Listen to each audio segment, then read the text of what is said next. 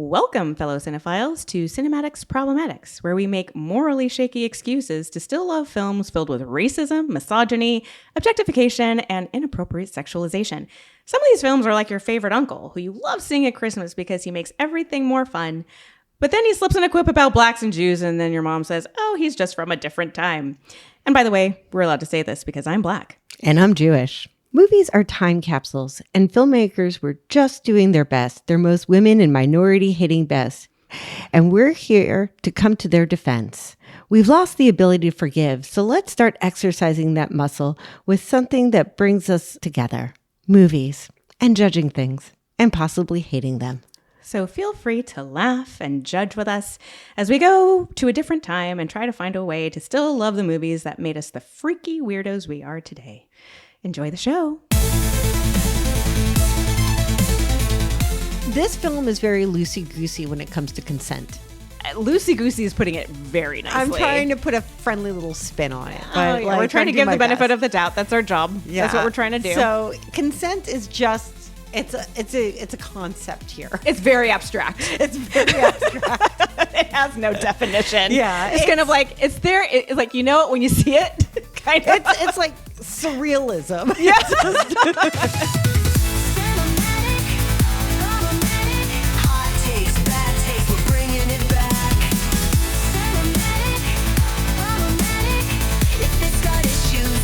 Your back.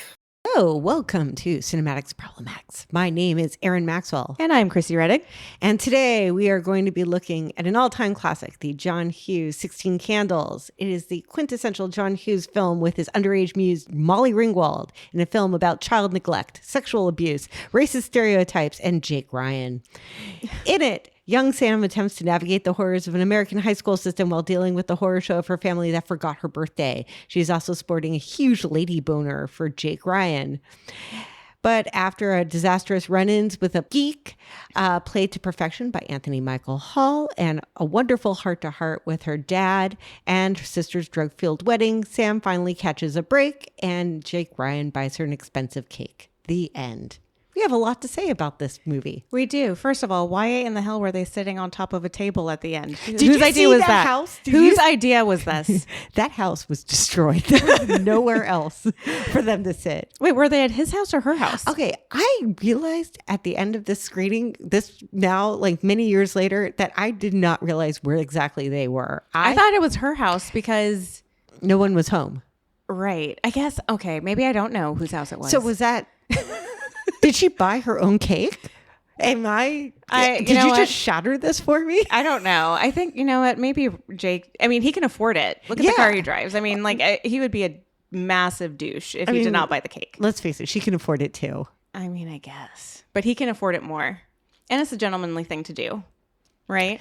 I don't know where they were. They were in a house. And at this point, I'm willing to say that they were in someone's house. They could have just been in someone's house, anyone's house. Yeah, it could have been anyone's house. But, okay, so the first time I saw this film.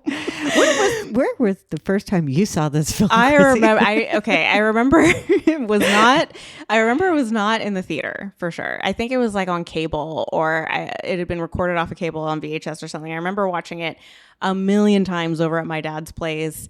I was very, very small, but I remember the spirit of the film like really hitting home for me. Like, you know, Molly Ringwald, she's kind of like this outcast. She's not like your classic, you know, female film lead. You know, she's super cute, she's angsty, she's insecure, and she's like our protagonist, which I really liked because we get to follow this person around who's like super relatable, right? It's like, I think everybody could like relate to her. It's like, you know, I was obviously very flat chested at the time. I was way too young to even have anything like that. But you kind of like look up to it and you're like, oh, okay, it's going to be okay to be insecure. It's going to be okay to like go through this stuff because everything will turn out okay at the end because every girl's obviously going to get her Jack Ryan, right?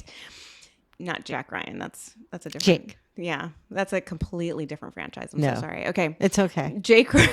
I mean, what if that Jack Ryan brought you an expensive cake? Dude, you know what? My version of this is with Jack Ryan at the end, not with Jake Ryan, because Jake Ryan's a dick, but we'll get to that. I don't know if he's a dick, but we'll get to that. No, he is. I mean... I just think he's 16. No, he's 18. He's a senior. Oh, that's right. He's probably like legally an adult. And she's still kind of like got the 15-year. Oh, now it's got another level of creep nudes. Okay, keep going. Keep going. But anyways, I loved this movie. I loved the comedy of it. I loved every single aspect of it. Did not recognize, obviously, that it had some problems with it at the time, because all 80s movies were slightly, problematic at the time. And it was just like normal. It was just the way that things were. And you just accepted it and you laughed at all the stuff. And it was fine. And at the end of the day, like what you were left with was like this very real kind of like authentic kind of like teen experience, which I think is what continues to resonate with people today. I agree with you. My first time seeing this was in the theater. My mom took me and my sister, and I don't think she realized the adult content of the film. Actually, I know for a fact she didn't realize the adult content nature of this film, because I was sitting next to her, and the minute that tits flashed on the screen, my mom's first reaction was to cover my eyes, but her arm flung with so much force to cover my eyes that she ended up karate chopping me directly into the forehead. And I just started screaming. So she almost like completely blinded her oldest child. Aw, but not enough to not finish the movie and love it, obviously, right? At that point, I think guilt just settled in. Wow. I was just in the theater screaming, why? Wow. Okay. So, but okay. Let's examine how that experience affected how you viewed the movie. So you finished screaming, and then what? Well, okay. Well, we laughed at this because apparently, and I'm like, they're gone, the boobs are gone, and then we all settled back in, and then it was an enjoyable film after that, at least for me, because caravan arm wasn't going to hit me at any time, right? But I enjoyed the film a great deal because, first off, Molly Ringwald, like you said, looked like a teenager. Mm-hmm. So I hadn't seen a lot of teenagers that looked like teenagers at that point in my life. Like every teenager looked like a 30-year-old. Mm-hmm. And I was pretty used to that. But no teenagers in movies or on television look like the teenagers that would watch me at home. There's still a few of those in the film. A few of those, but like when you look at like Molly Ringwald, when you think of, Anthony Michael Hall, he definitely looks like a teenager in this. Like they got like a great cast of teens, of people who were like actually teenagers in this film. I think that, Jake Ryan, looks like maybe he's like a senior in college more or something like that. But we've all seen that guy, like that tall, jocular dude who's like super handsome, who maybe looks a little bit older. But for the most part, they nailed it in terms of like the casting and the authenticity of the casting. Like all of the siblings, all of the kids, all of the people in high school, like a lot of them, the hidden Jamie Gertz that you see at the party. Yeah. Like everybody's like, it's great to see everybody. Mm-hmm. And like, I love the casting in this movie. I also love the writing in this movie. Yeah, I do. It does something very unusual that I haven't seen that you see in early John Hughes movies, which is it's peppered with little vignettes of comedy. Mm-hmm. So it takes you out of the plot for like a second or two just to throw in some comedy. You see it on the bus with the super nerds or like get their shit together and have to like be able to play a band out of good and plenty boxes.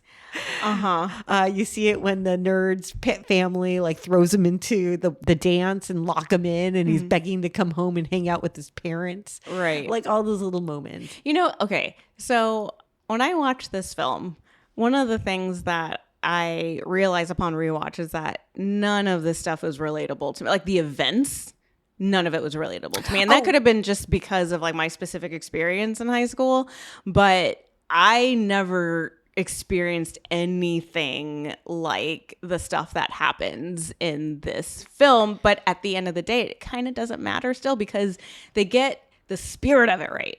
Yeah. It's like they get the feeling of being a teenager so right that it didn't really matter that a lot of these things were like completely unrealistic. It's super exaggerated comedy. And we've chatted about this before. Like I get hung up on tiny details, and it's like, Joan Cusack is wearing her headgear during like that you're supposed to wear at night and keep it home. And she's wearing it proudly during the day. No one wore that shit during the day. That shit was expensive and your parents would not let you wear it to school. And I mean, the thing about that character too is that she's just like, that is the shtick. Yeah. That is it. That's like the only thing about her is just that she's wearing this sweater with like a sewn in apron / dress thing. It's like a skirt. 1950s poodle skirt. Yeah. With the poodle attached to it. Yeah. And like one of the things that this film does like really well is that there are things that have nothing to do with anything. Yeah. Like the appearance of Joan Cusack's character has zero, like it doesn't advance anything, but to just kind of show this other side of high school, right? This other person that you probably have known in high school, like this person who is like super awkward and, you know, had like the mouth gear thing on or something. And it didn't matter because it's like he's just like John Hughes is like really good at fleshing out this world that has all these like super colorful characters in it. And she is one of them, even though she has like zero lines during the entire movie. She just like looks great, awkward, drinking or water or sitting on the bus. Yeah. Now, at this point, you might be saying, Erin, Chrissy, it sounds like you really love this movie. This is a very short podcast. The end. But wait, there's more because we need to get into now why this movie has a lot of issues. Oh my God, it has so many. It's so many issues. But you know, it's a testament to what else they get right that we still love it despite what we're about to go over. There's so much stuff that's wrong with it. But why don't you kick us off, Erin? Okay. Do I start with the racism or do I start with the sexual assault? I don't know. Which one? I don't know. Let's start with the racism. Yeah, racism's kind of fun. Yeah, it's fun. All right. Long Duck Dong. Oh, Long Duck Dong. There's so much that they do with this character that is incorrect. And it's hard to get a grasp on where to start with his name, the introduction, how he acts, how they dress him, how he's referred to throughout the film, the fact that he is a personal live-in slave for grandma and grandpa, the fact that they keep throwing in Japanese references when he's clearly Chinese. Yeah. They don't even get like the cultural references right because apparently he's just Asian. Yeah. Just like all-encompassing Asian. They're all the same, essentially. Yeah. The bong sound effect every time he enters the... I think you mean gong. A gong, yeah. Like every time... Well, they... Bong. Yeah. Every time they make that sound effect, every time he enters a scene, the song Turning Japanese, which he's... just obviously not. Just and I think it's like an example of just what we were talking about with Joan Cusack's character, right? It's like it's like a character that did we need this character at all? Does this character do anything?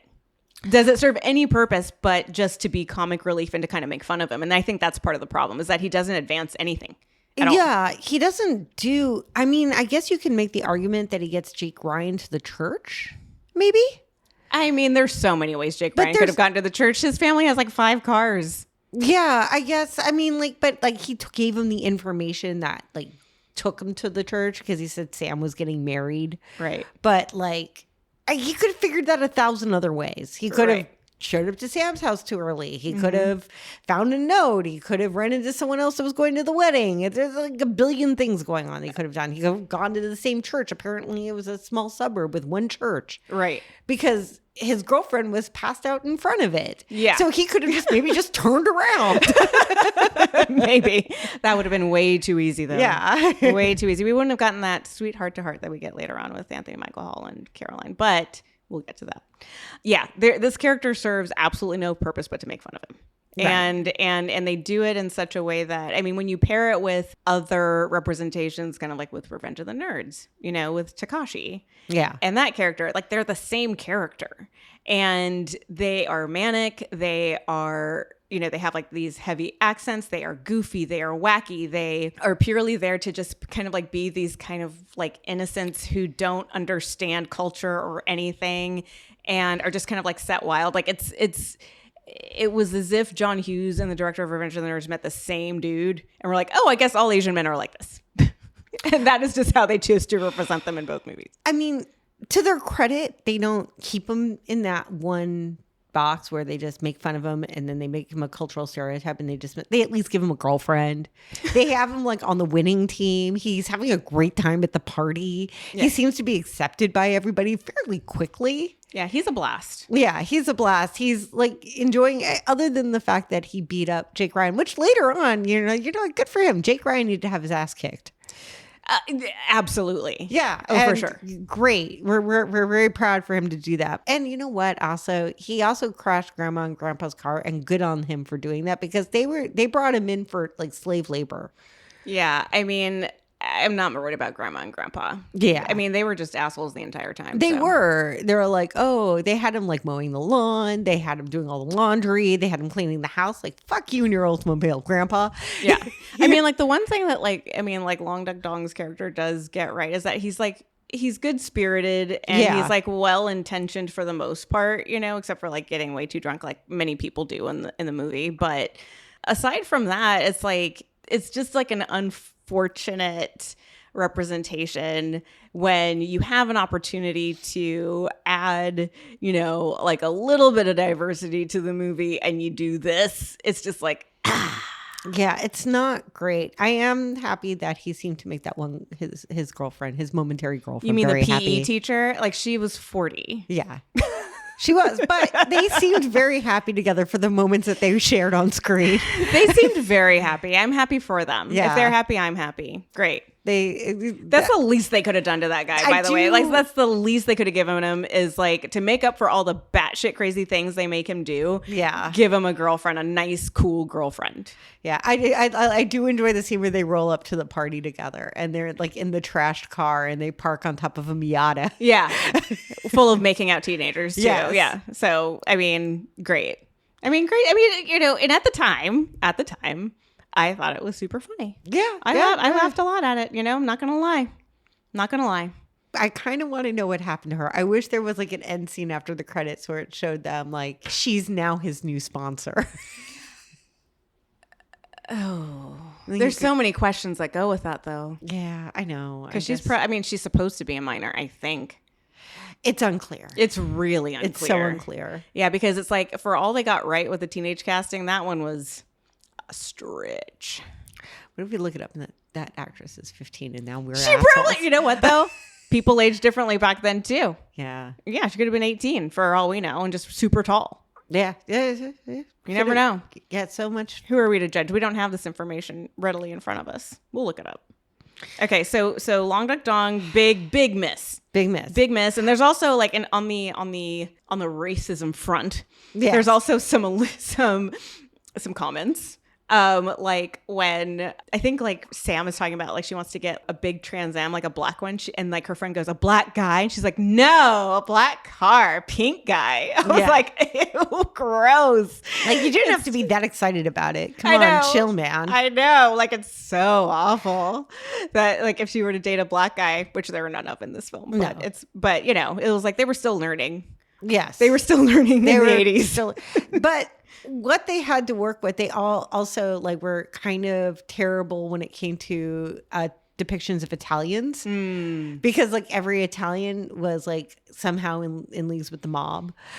Yeah, and what was the term, bohunk? They called him a bohunk. Yeah, my dad used that term a lot. Okay, the only time in my life I have ever heard that term is in this movie. It's a very East Coast thing. It's like calling someone a jagoff. It's just, it's like a bohunk is like a big stupid idiot. It's just like whenever I would have like a date that my dad didn't like, he was all like, who's that friggin' bohunk that's at our doorstep? Yeah, but yeah, the sister's marrying a bohunk who is Italian, and you know, it's like it kind of leans into a little bit of like some Italian stereotypes a little bit. Yeah. Well, they definitely heavily imply that they have mob connections. Right. And then they all like are all like just heavily with the accents, even though the accents don't make any sense because they're all like in a suburb of Chicago. Yeah. Well, I guess kind of, but they're not, I don't know. I'm not as familiar with Chicago demographics to know how realistic that is or not. So I'm just going to put I'm going to say for this suburb, maybe not, because everybody seems just really mayonnaise. Very mayo. Very mayo. Lots of mayo in this movie. Yeah. Yeah. Like, I just don't see that. And like, they just seem to be really reaching. Yeah. I mean, it was like one of those other things, you know, it was like, is this necessary? Yeah. Probably. It like led nothing to anything. Except, I mean, he could have been anything. They could have like not mentioned like his Italian heritage at all. And he could have just been this guy who was just kind of, you know, sleazy and not fit for Sam's sister. Even though Sam's sister, I don't know, she didn't seem like she had a ton going for her besides her looks, but No, she was an idiot. Yeah. But like, if you wanted us to not like Rudy, there was 1,000 other ways you could do it. You didn't have to pull in through like fake Italian ancestry. Right. But this was the 80s, and so they just jumped on every opportunity Yeah. they could to punch down with joy. Then we have, moving on to our next major category Okay. of issues, we Yeah. have sexual assault. Oh, that's a big one. Okay, this is a big one. Because it takes many different forms. It does. So how do you want to conquer this? Do you want to talk about Let's do it in sequence. Because Okay. at first we get Farmer Ted, Anthony Michael Hall's Well, the character. first one is casual molestation by the grandmother That's true. Okay, yep, that's the first one. with You're right. filling up the boobies. Yep. And then we have Farmer Ted climbs on Sam in the car repair shop in the school. And in the bus prior to that. Yes, He and like in the is like bus. just invading her personal space and getting all up in her face and stuff, and it's just kind of gross. But also in the car. But it's funny because this is kind of like a foreshadowing the stuff that happens in the car, right? Right. Because he's like kind of like trying to like just pounce on her physically, and she keeps on pushing him off, and somehow it's fine. She doesn't get out of the car, and then they wind up having like this honestly very cute kind of heart to heart, this very earnest conversation about both of like their insecurities and Yeah. everything.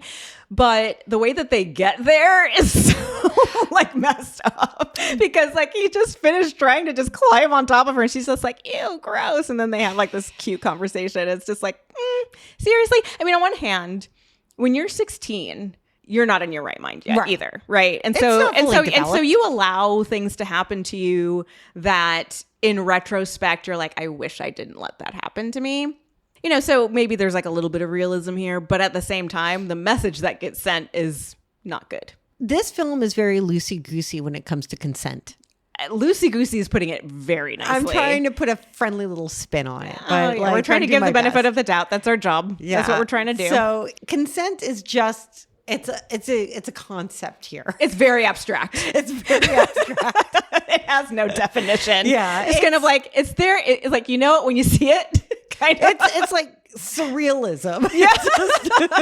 Or Dadaism. It's like a piece of contemporary art. It's Yeah. it's like a word hanging in neon lights in the Broad, and you're just supposed to guess what it means. Yeah, it's just more of like a concept or an idea than it is something that you can actually practice. Yeah, But- the word no is kind of just like a suggestion. Yeah. So there's no real idea of consent. So no women here has bodily autonomy to say no here No. in this world. Right. And even like when Molly Ringwald says no twice Yes. to him, like he's still She's hanging ignored. out. Like she's ignored. He's still hanging out, just doing his best, you know? You know, I will say that it is kind of striking to me, like upon rewatch, how endearing their conversation is. Even after all the stuff goes down, it's very sweet. Like they're very good to, like their chemistry like is very good together. In real life, they did date after this movie. They did? Yes, because they are the same age. Oh my God, seriously? I never Yes. knew that. Yes. I mean, is it weird that I kind of love that? It's very cute because they were the same age. They Sure. were both 16. Why wouldn't they date? They were cute. And they were, I mean, these are two iconic teen performers. Like Yeah. throughout all of cinematic history. Like these are like at the top. These two, like, and just like how natural they are at like portraying like the teen experience and the teen emotions and everything. They're so freaking good. And I think that scene in the auto shop is like a testament to that, right? It's just like to go from like that whole situation where he's being just a complete douche to this really sweet revelatory conversation about both of them being insecure and why. And it shows just how good they are at what they do. I mean, yeah, again, we have no qualms with the casting No, director here. You did a great job. great job. Great job. But yeah, horrifying what he tries to do to her. Anyways. And then she gives him her underwear. Yes. And now we have the problem with how the entire movie treats Caroline. This is a big one. Okay, so in my opinion, and this has evolved since the last time I watched this film. and even talked to Aaron about it. But like, it hit me that Caroline is the character that is the most wronged in this movie. Very much so. Like, Molly Ringwald is the main character. People forgetting your sweet 16th birthday sucks, sure. Having a massive crush on a guy who you don't think knows you exist is like sucks too. Bummer. You know, not developing enough to fill out your bridesmaid's dress, super bummer. Sure. I mean, like, these are not, like, when you're 16, these things seem like the end of the world. But when we dive in to, when we get to this party, so this is after the auto shop scene. Mm-hmm. And Anthony Michael Hall and his friends, one of whom is John Cusack in a very early role, they go to Jake Ryan's house for this party. And Caroline has invited a couple friends, said that she told her friends not to invite anybody. But of course, like, the entire school shows up. And it's like this full-blown rager. And she gets trashed. And that's kind of like the setup for what happens next to Caroline. Like, getting trashed as a teenager isn't a crime. Everybody there was doing it except for Jake because he was pining over Molly Ringwald, whatever. But what happens next is that Jake gets so frustrated with Caroline, and he has like the secret crush on Sam. Not only does he close the door on her hair and locks her out and tells her to go away, but this leads to her hair being chopped off by a friend because he won't open the fucking door, and her getting so obliterated that she is flopping all over the place. And he basically tells Anthony Michael Hall's character to just take her away. And they have like an interesting conversation in the kitchen too, right? They do. Like, where he's talking, like, he totally just dismisses her as like this thing, like this object. Like, look what she did to my house. Yeah. She doesn't care. She doesn't care about me. She's just into partying. And I'm like, dude, she is young. Yeah. She is 17 years old. Mm-hmm. Like, listen to her conversation that she had earlier, just 15 minutes ago, when she was drunk. Like, not when she was drunk, but when she was at the dance. She's like, I just like to pretend that we're the richest people in town and we're super popular. These are like the dreams of a little girl. Yeah. And it almost, like, when you listen to that, it's almost endearing. Yeah. The movie keeps trying to paint her as a mean girl, and she's not a mean girl. She's absolutely not. And the dance. Yeah. When they're dancing. Yeah. When they're dancing, like, he's like looking off somewhere, and she catches him, and she's like, what is going on? Are you like sleeping around on me? And he's just like, no, what are you talking about? And she was like, you know what? There's like 20 guys here that would kill to date me. And he was like, is that a threat? It's like, bitch. And I'm talking about Jake as the bitch here. Like, yeah. And she's like, no, it's just a fact. Yeah. And he's like, no, she knows her worth. She knows her worth. And you know what? And she's actually like a nice person. Like all of these things that she's suggesting, it's like fantasizing about like having a big house and then being like this great couple. Like, these are all innocent things. Like, these are not crimes. These are not horrible person qualities at all. No. And like, when Sam is crying in the hallway, she says hello to her. Yeah. And she says, like, hey, what's that's up? Yeah. not what a mean girl does. No, I mean, you actually, like, Caroline is such an interesting character because she like really broke the mold from like the bubbly hot blonde, in these types of movies that is totally one-dimensional and totally bitchy and just a total mean girl. And she is not that at all. No, she just likes to do teenage things. And sometimes she's irresponsible. Yeah. And the one thing that I couldn't get a hang on, and we can come back to this later on if you like, I can't figure out if Jake is new in town. And that's what the issue is. Because we're at the party and she's introducing people to Jake. I just thought that she was just drunk. I'm willing to accept that as the answer, but she's like, everybody, this is Jake. Jake, this is everybody. And I'm like, does he not know? He seems to know people. Like, does she not? Because he's popular. Yeah. Does he not know people? I just, the way that I read that is that she was just wasted. And she was just being like, hey, everybody, this is my boyfriend's house. Like, that's what she was doing. And she was just playing. Yeah, she was just being mistress of the house. Yeah. And so the thing that gets me about this whole thing is that, like, what it's saying is that it is her crime, her major crime is getting drunk. Yeah. And that everything that happened after that, she kind of deserved. Yeah, she did not deserve any of the sexual assault. She did not deserve to be pawned off onto Farmer Ted.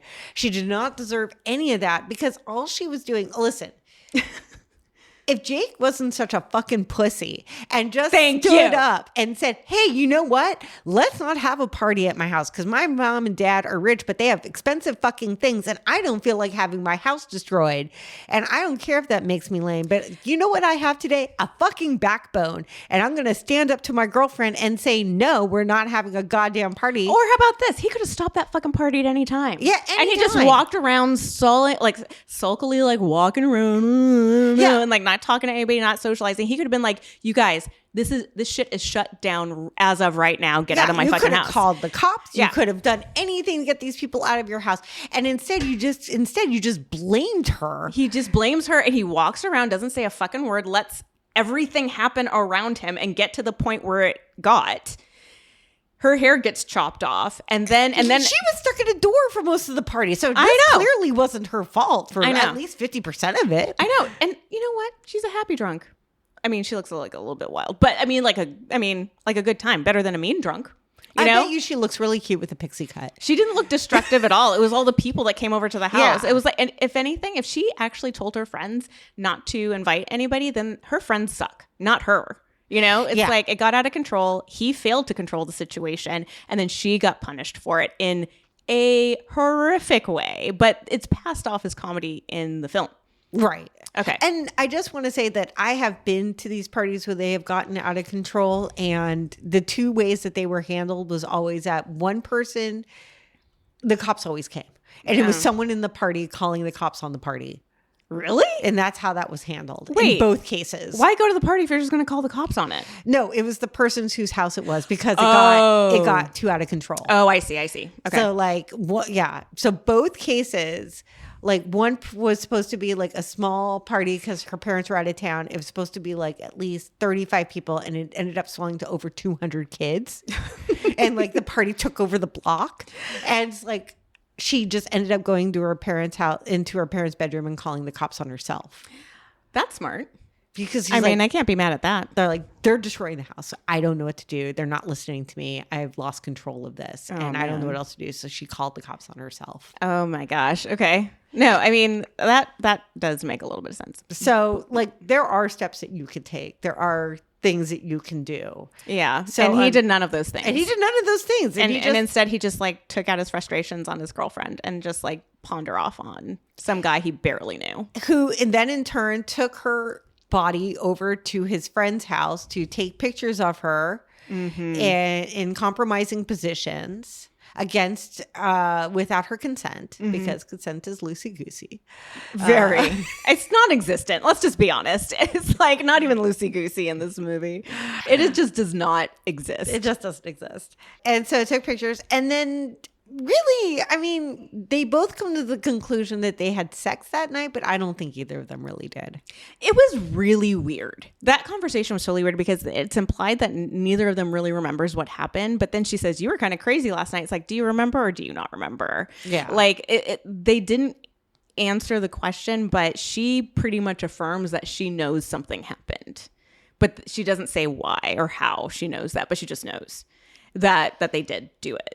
Yeah. That's when she's like, I guess, I don't know, did I kind of like it? And I'm like, oh my fucking God. Fucking Luke and Laura syndrome. Oof. Do you want to explain what that means for the This will be uninitiated to, what is it, General Hospital? This will be a reference I probably make every time whenever this situation comes up. But for those who do not know, many, many years ago on General Hospital, there was a super hot couple named Luke and Laura, and the will they, won't they kind of tension came to a point where Luke decided that they will against Laura's won't. And they retconned that situation so that Laura later referred to it as when they made love for the first time. So it was completely erased. So in her memory, when they got married and it ended up being a huge romance for the show that brought in a lot of ratings, they erased the fact that Luke did sexually assault Laura. Yeah, no, there is no way to retcon this. Like it is permanently on celluloid. They wake up in the backseat of the car. They don't know how they got there. And he asks like, hey, did we do it? And she says, yeah, I'm pretty sure we did. And then he was like, did I enjoy it? And once again, it's just like such a dude thing. It's like he's thinking about himself. Like, did I like it? I know you were drunk and passed out, but did I like it? Like, and like the scene is so bad. It's kind of such a weird scene too, because it's also kind of, it's also sad because she's also holding her hair. Yeah. Like, how did she get her hair? Like, Geek, I think, threw it at her. I don't know. Like, she just, I wouldn't put it past him at this point. Take your shit with you. Your fucking hair. Yeah. Like, this one didn't hit for me, like, the way that the scene in, like, the auto shop hit for me. Like, they tried to transform it into, like, this sweet moment. And I think that even, like, when I was younger, it felt weird. It felt like a little bit off, and I couldn't explain it because I was just too young to understand it at the time. So it's just an awkward, tonally kind of off scene, because we go from like, yeah, I guess we had sex, and then all of a sudden she's like getting starry-eyed over like this skinny dweeb who she just met and just woke up next to. Which is like look, a lot of these movies back then were kind of like a realization of male fantasies. It's just like, oh yeah, like nerdy guy. I used to be a nerd and I used to like not get girls, but wouldn't it be so cool if like I got to sleep with like the hot girl and she woke up and like she didn't necessarily consent, but she wound up loving it. It's like, that's a thing. This is like, you know, not the first time that we've seen this in a film from this era. So, well, this movie really runs a lot on misogyny and objectification, especially when it comes to how women are referred to, because they're almost all judged on just their looks. Mm-hmm. So whether it's Sam, whether it's her sister, whether it's Caroline, it's just like that's how they're just judged. Right. It's, you know, Sam is a nothing because, you know, she doesn't bring anything to the table. She doesn't have a great body. She doesn't have a great face compared to what they consider great, like Playboy model. Right. And that's Caroline. Yeah, that's Caroline. And then Caroline has all that, but they don't really judge her on her personality at all. Which I mean, and it seems like they really should, because her personality is charming. She's very charming. And I mean, and even Sam's friend says, I hear she's really sweet though. And she is. Like she does come off as like somebody who doesn't like have like a lot of like mean spiritedness in her that's like that you see so often in movies like this, right? And she's actually kind of cool. She's like the most three-dimensional hot chick that I think we got in the 80s, who was like a supporting character, like not a lead character, right? I would say that Claire in Breakfast Club is meaner than she is. Oh, for sure. Yeah. Yeah. Claire is like way more stuck up. Yeah. Yeah, but I'm a Caroline fan. Like the more times I've like watched this film, like the more I'm just kind of like, she got done so fucking dirty, like so wrong. It's like, I know that we're supposed to be focusing on Molly Ringwald's character, but the more I look at it, I was just like, this girl deserves her own movie. You know, it's like, what is her revenge plot? I want to know. And instead, it's like she has this heart to heart with Jake and she's apologizing to him, which drives me insane. I mean, but it's just, you know, it's kind of like this continuation of just like, yes, it's all your fault. You're a whore. You got drunk. You got everything you deserved. Any other sins that we can think of? Let's see. Child neglect. The fourth daughter. The fourth child. There's a fourth child that just pops up at the wedding. She's in the beginning. She's introduced in the first 10 minutes of the movie, mm-hmm. and then she just disappears for like, she's just gone. Yeah, she's completely gone. She's like the other Bueller children. She is a future Sam. Like they're just not. They don't even know they have this child, let alone a birthday. Yeah, I mean, it's really sad. So I mean, that's one of the lesser crimes. I would say that like one other crime that kind of sticks out, and it's like kind of like a hallmark of a lot of 80s movies, is just generic homophobia and the use of the F word a lot. Oh yeah, there's a lot of that. But like, I think it's like about 3 times they use it in the film. But I mean, like there aren't any direct gay characters that I can think of or that I recall. But they do use the F word a good amount. Yeah, they use the F word a great deal, but it is what it is. That's just the 80s for you. Yeah. But I mean, those are the hits. Like those are like the most egregious crimes of the film, I think. So do we chuck it or do we cherish? I mean, it sounds like we would say chuck, but I still cherish this film. Like, here's the thing. Like, with a lot of these movies, you have to zoom out and look at what it's trying to do, right? The mission of the movie was not to, make Carolyn seem like she deserved it, even though that's one of the messages of the film. The main thing that John Hughes films try to do is to kind of transport you into the lives of like these teenagers who are relatable, that are angsty and insecure and nervous and unsure of themselves and unpopular, and how do they navigate the whole thing, and how do we make it fun and funny and make it seem like it's okay. And this movie made it seem like it was all going to be okay. Yeah. If you were a kid who was, about to reach adolescence or teenage or your teen years or whatever, and you watch this film, you're just like, it's inspiring to you because it makes it all seem like it's not worth killing yourself over, which Sam jokes about a couple of times throughout the film about super minor things, but those are real teenage emotions. And I think that he was just really good at tapping into that and bringing us along for the ride in a really like engaging and endearing way. And so that's why I still cherish this movie.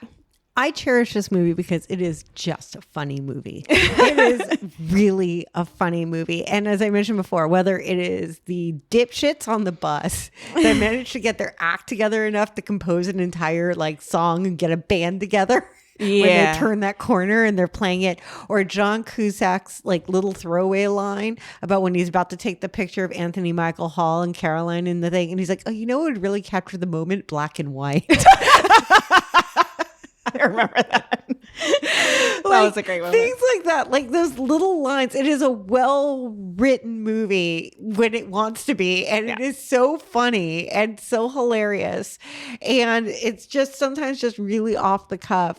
And and there are moments where it just grabs you by the heartstrings, like the moment where like Paul Dooley is talking to Molly Ringwald and having that heart to heart with her. He's like, listen, we fucked up as a family. He's like, we forgot your birthday. I need to make sure that you're okay because you are important. And then they have the heart. And she tells him about Jake, and he's like, listen, you're just 16, and I know that this feels like the world is caving in on you. Yep. And he's all like, but let me just say that you are special. And even though this family sometimes doesn't acknowledge you the way that you need to be acknowledged, I see that you are special. And here's the thing.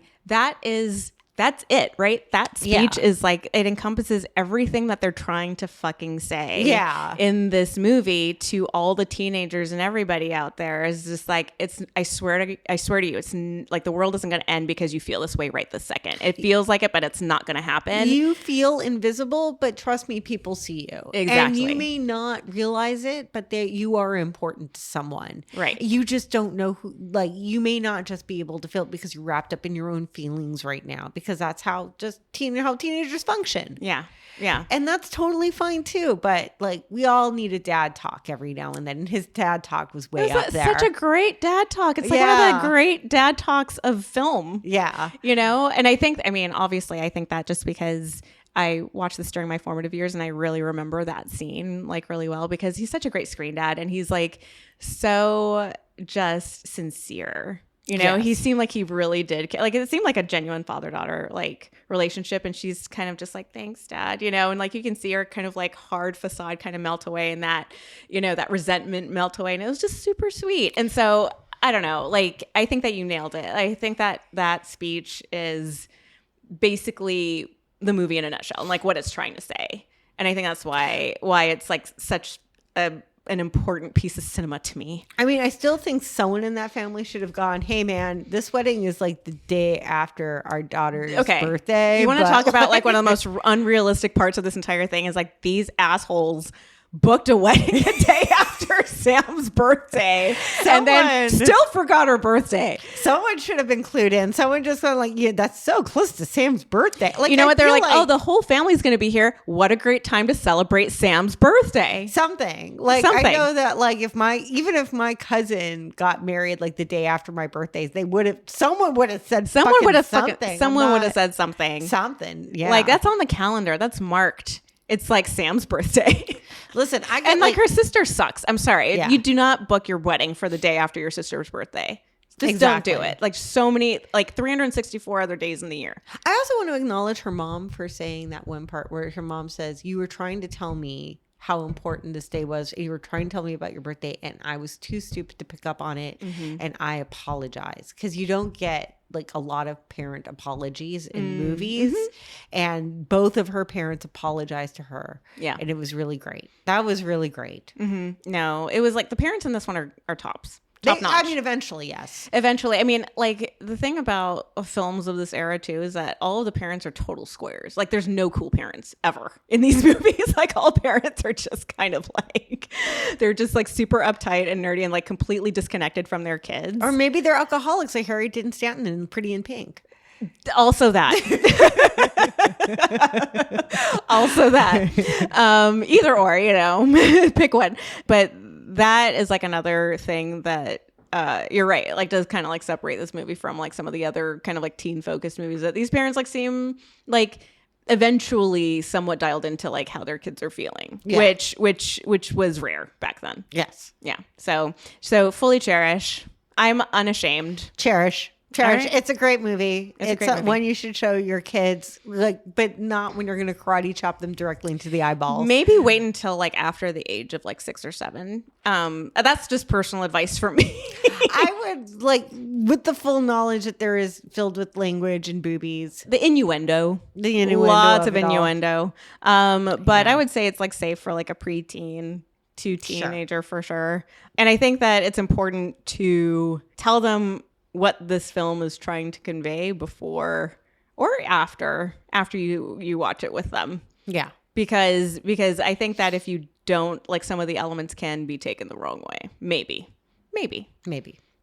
All right. I think our job here is done. Our job here is done. I think that we might have scared some people off from actually watching the movie, but I want to give it my highest recommendation as a nice little fluffy piece of 1980s teen angsty cinema. And I don't know, like, try to look at the good parts instead of all the bad stuff. Think of this as Caroline's movie. We could just call it Bad Haircut. Maybe. Yeah. But anyways, well, thank you guys for listening. That wraps it up for us. Thank you kindly. Talk to you later.